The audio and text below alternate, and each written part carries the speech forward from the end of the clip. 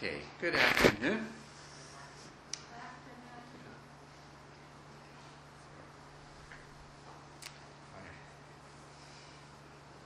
So do we have some questions about the practice?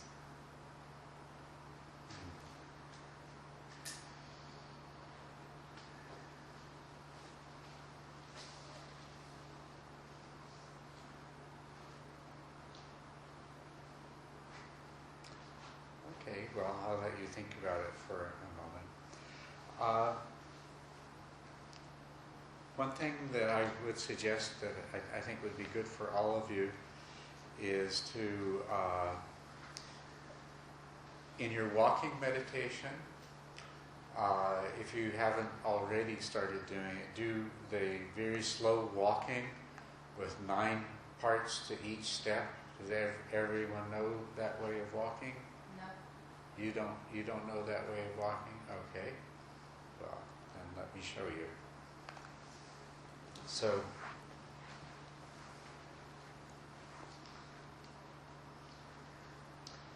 you'll be walking very slowly.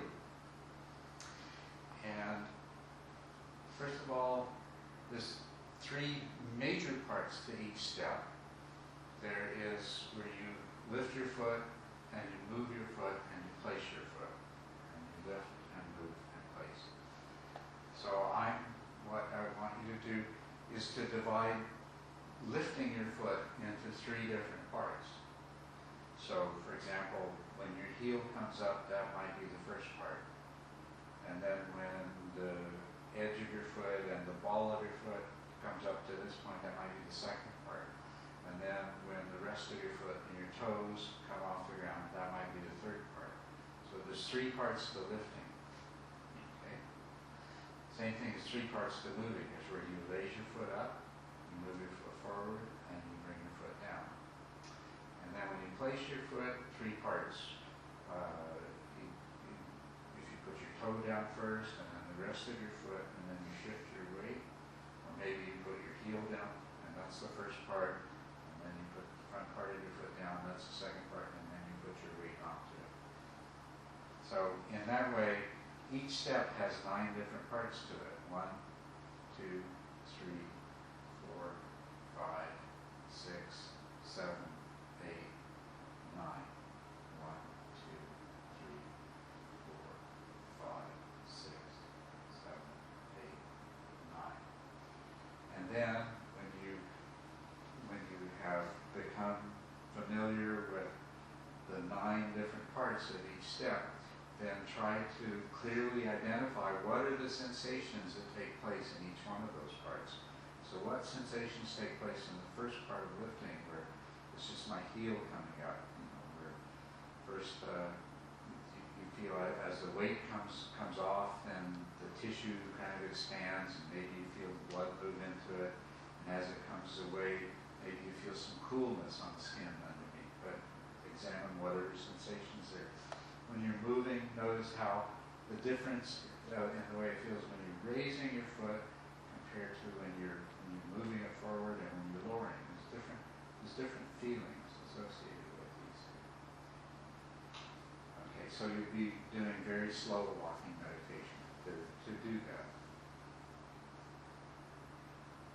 With a lot of concentration and a lot of awareness.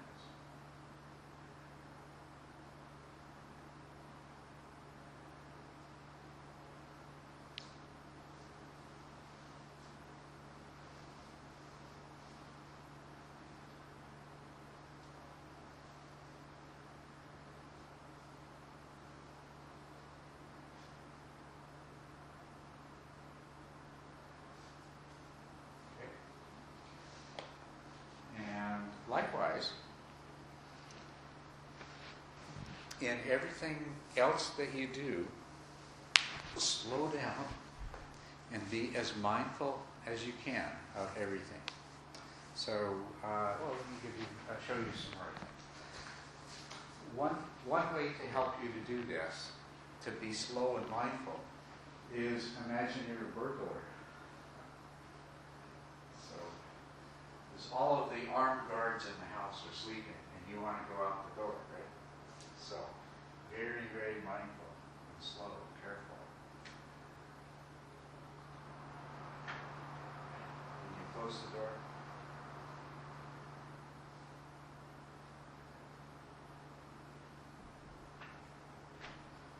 so if you think in that way, it will help you to slow down and be very, very mindful. Try to do it.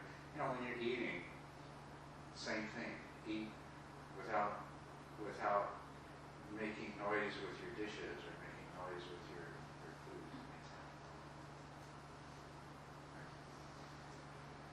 Culadasa, Yes. when you walk, you use your mind to walk, but you are not just stare at the ground or watch your feet. Yeah. Well, your eyes will look ahead of you, and without you needing to think about it, your eyes will they'll guide you and keep you from walking into obstructions, right? You don't need to look at your feet. You just look at the ground, somewhere ahead of you. But your mind, the attention of the focus of your attention is on your feet as you're moving. While you're doing this, you'll notice it's good to notice what your eyes are doing. What your eyes naturally do is they tend to move forward a bit and back. Every now and then, something moves, your eye will go to that thing that moved and then come back. Or if there's a sound, your eye might move towards the sound. And most of the time you'll find your eyes just sort of move back and forth in the space in front of you.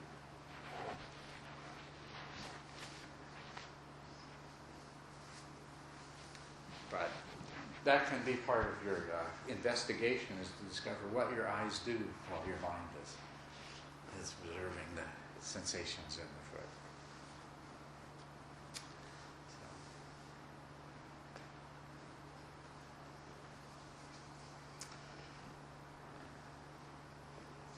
So if we do a walking meditation inside a door, is that better to close the eye so there's no distraction and we can just walk more mindfully? No. Walk with your eyes open always. Question, repeating the question. Right. The question was, when walking inside, can you close your eyes? Now, a part of the advantage of the walking meditation is you're learning to have the same kind of concentration and mindfulness while you're moving and while your eyes are open and while you're in a situation where you need to avoid walking into things and things like that. So that way your eye will see, your eyes will continue to see, yes. just pure for seeing, but your mind is on your feet. Your mind is paying attention to the movements of your feet. But you're being really mindful as you do this, and so the idea is to become aware of all of the other things that your mind does, because you are seeing, you are making decisions. You're deciding when to stop walking or when to turn around and walk back the other way and so forth. So you're not focusing on your feet in such a way that everything else in the world is shut out. It's that the mind remains focused on what's happening with your feet, but there's also awareness of other things present at the same time. Is that vipassana? That is vipassana. Vipassana means insight, but that's the practice that we need to develop in order to have the insights. Vipassana means recognizing that everything is impermanent, everything is empty, that there is no self, and that clinging to these things is a cause of suffering. That's what vipassana is. But having this kind of focused, high level of awareness is how that vipassana occurs. So walking meditation is more difficult than sitting meditation, right? Because sitting meditation, you just sit here. It's not that it's more difficult, it's different. It's different. Some people find walking easier than sitting. Some people find sitting meditation easier than walking. It's different, but it's, and they're both very similar, but the walking meditation has more emphasis on awareness and less on concentration, whereas the sitting meditation has more emphasis on concentration and not quite so much on awareness in terms of the qualities that it brings forth. But both meditations involve both concentration and awareness, but they're just a different emphasis, that's all. Yes? So when I try to do the walking meditation, and I haven't tried that in a while, but I will, it'll be even worse, which is that after a while it feels just so tedious to do all that. Each of those 9 parts, because you have to do each one. Mm-hmm. And, with sitting, your breath is happening, Mm-hmm. and it feels pretty good to notice it, pay attention, and watch it change. Mm-hmm. It doesn't feel tedious, but with the walking and the 9 parts over and over, it just feels tedious. Mm-hmm. Well, that's good. It gives you an opportunity to investigate this particular reaction of your mind. It's true. That's one of the differences. The breath just happens, and all you have to do is it's completely passive. But the walking is also more active. When you're doing this slow walking too, you'll notice that it helps to maintain your focus, because if your focus isn't sharp, you'll start to lose your balance. You'll stumble, things like that. So, yeah. Now, to experience it as tedious, this is a perception. Your mind is generating this feeling of tediousness. And what does this come from? Is it your mind being completely content in the present? No. Yeah.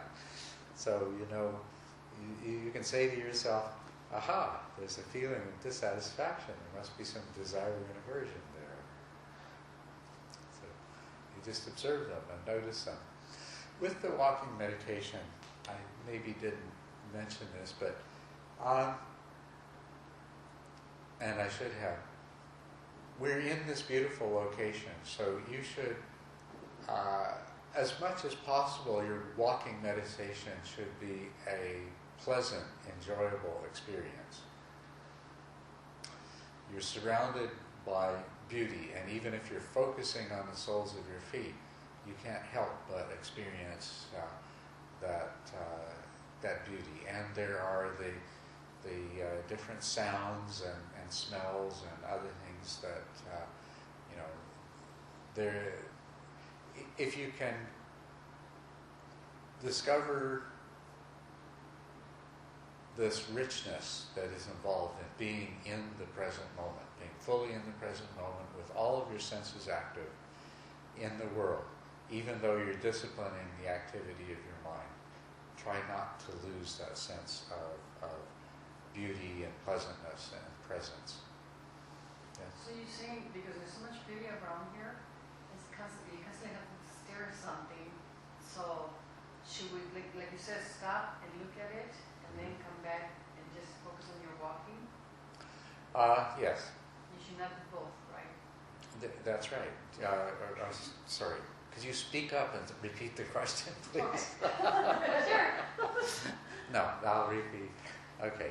So, what was the question? About beauty and stopping for it. Oh, yes. Yeah. Okay, And so stopping and look at something. yes. I had said previously that when you find yourself your attention is attracted to something, to stop the walking and just look at what you're seeing, or feel what you're feeling, or hear what you're hearing, and then come back to the walking. And yes, it's just you want to keep doing it in that way. Right? Although if you have one foot in the air and something attracts your attention, you might find it very awkward to stand there without losing your balance. So, It really happens.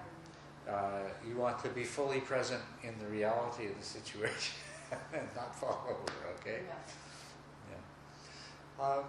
There is something else that you can do. When you find, if you're walking very slowly like that, and your mind is very focused and you're very aware, something catches your attention and you stop for a moment.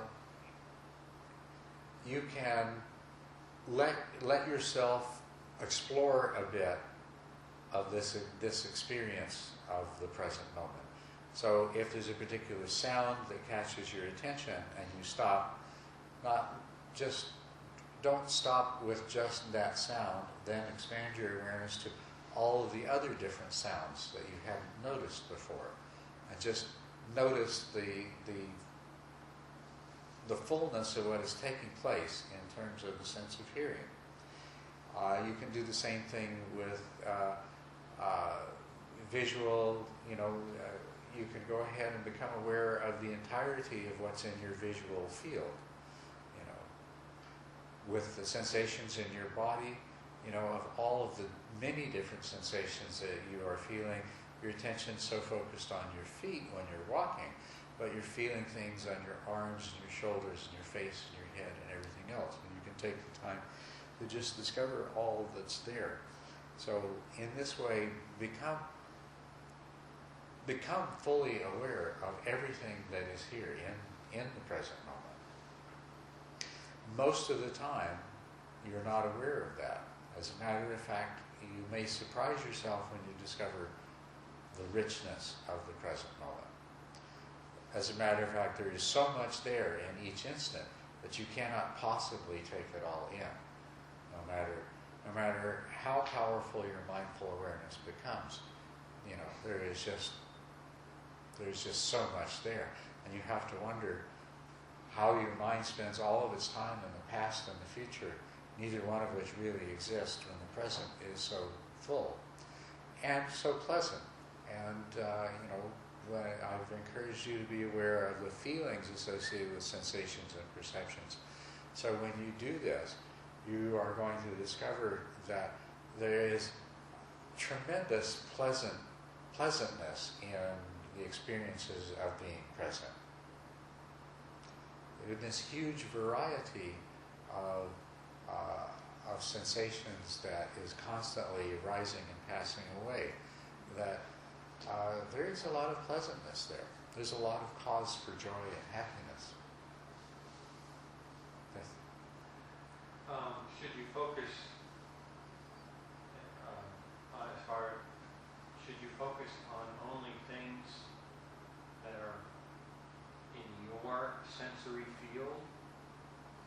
Or, because I started thinking of, okay, well, I can't see behind that rock, but there's something there, or over that hill. I mean, should the geography be just what you can perceive right there? Yeah, well, Can you repeat the question? in terms, repeat the question. So,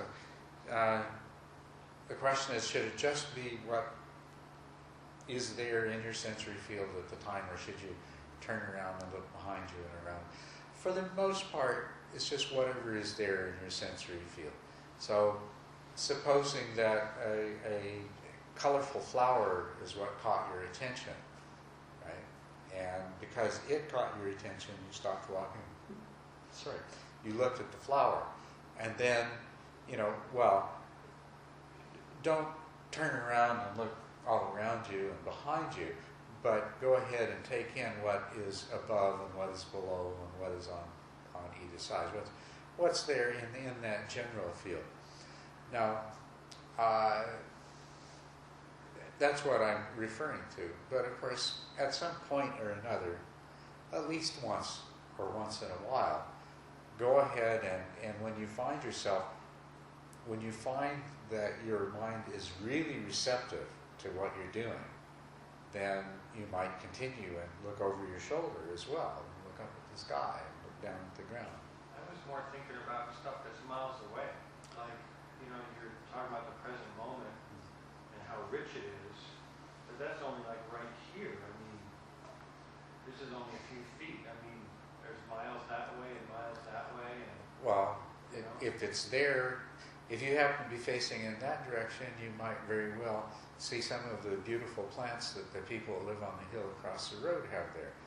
You know, there's the sky and there's the clouds. So it's whatever is there, but only if it's part of the present moment. You don't start thinking about imagining what's on the other side of the hill or things like that. It's just it's what's immediately in front of you. I was thinking the present moment is about time, and I'm asking about space. Yeah. And in that one moment, there is something happening over there past the hill Okay. in Nevada, and, I don't know. That's what you think. You assume that. You think that when you turn your back, the tree is still there, but don't make any assumptions. This is about what you really know for sure. So if you can see it, attend to it. If you can't see it, you don't even know whether it exists or not, so you don't need to bother with it. You think that just because you've seen the back of my hand before, that it still exists when you see the palm of my hand. Besides, there's nothing here, though.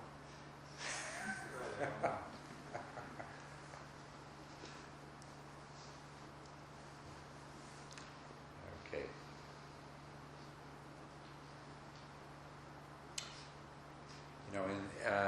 What other questions do you have? We've got 6 minutes left before lunch.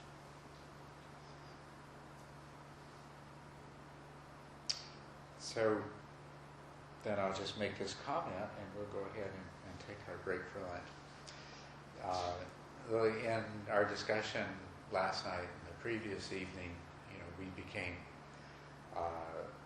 aware that we are constantly being driven by the compulsion of desire, which leaves us most of the time in some state of dissatisfaction and suffering. And so that we're always becoming rather than being. And so part of what all of this is leading you to is to learn to be instead of always becoming, instead of always living in some future that doesn't exist yet. Live in the present that is and discover that. So part of the way that we achieve the state of Buddhahood is to try to learn to live as though we are already Buddhas. And so we want to develop some skill in being instead of always becoming. Okay? Think of your walking meditation as being one of the practices that helps to lead to that place. Being completely in the here and now. So the present, when I say present moment, maybe it would have been clearer if I said the here and now, because then the here and now. Not just the now, but the here and now. Okay? And when there is the being in the present, and when there is the as much as you can being in the present without resistance or without desire, then you should be able to tap into the blissfulness of the present here and now as well. All right? So enjoy all of that during your entire lunch break and your afternoon practices until this evening.